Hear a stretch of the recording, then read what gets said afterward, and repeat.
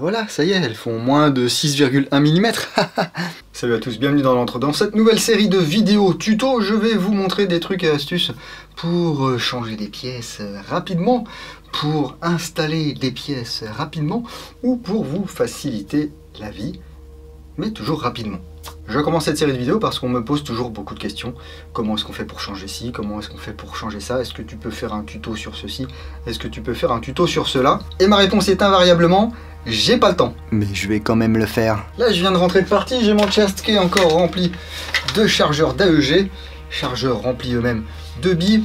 J'aimerais beaucoup les décharger rapidement. Mais souvent, ce qui peut se passer, c'est ça. Ouais.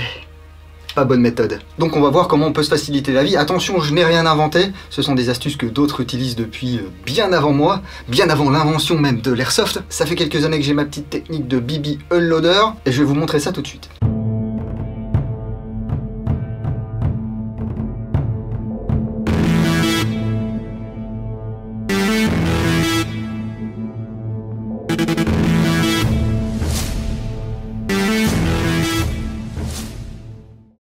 Alors bien sûr, si vous utilisez des sachets ou des bouteilles, il y a toujours la bonne vieille méthode du pouce. On se met en face et...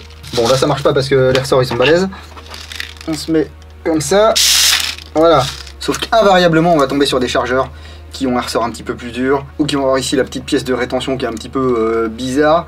Vous allez avoir des billes partout. Il y a la méthode du canon d'AEG, voilà, un vieux canon d'AEG qu'on va venir ici appuyer contre le trou.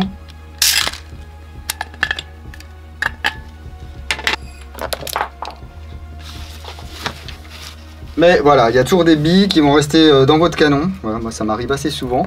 Et voilà ce qui se passe.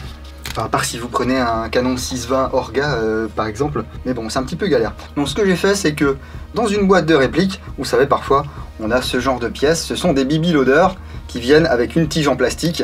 Voilà, un tube comme ceci, une tige en plastique. On va venir placer les billes ici. Il y a des pattes de rétention ici sur chaque côté. Et puis on va venir pousser avec notre tigette pour remplir nos chargeurs. Et bien là, ce que j'ai fait, c'est que de chaque côté, j'ai cassé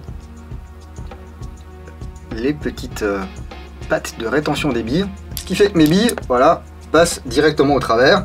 Et j'ai un diamètre assez important pour pas que ça freine. Du coup, voilà, c'est le BB Unloader. Et là, en quelques secondes, voilà, je décharge mes chargeurs.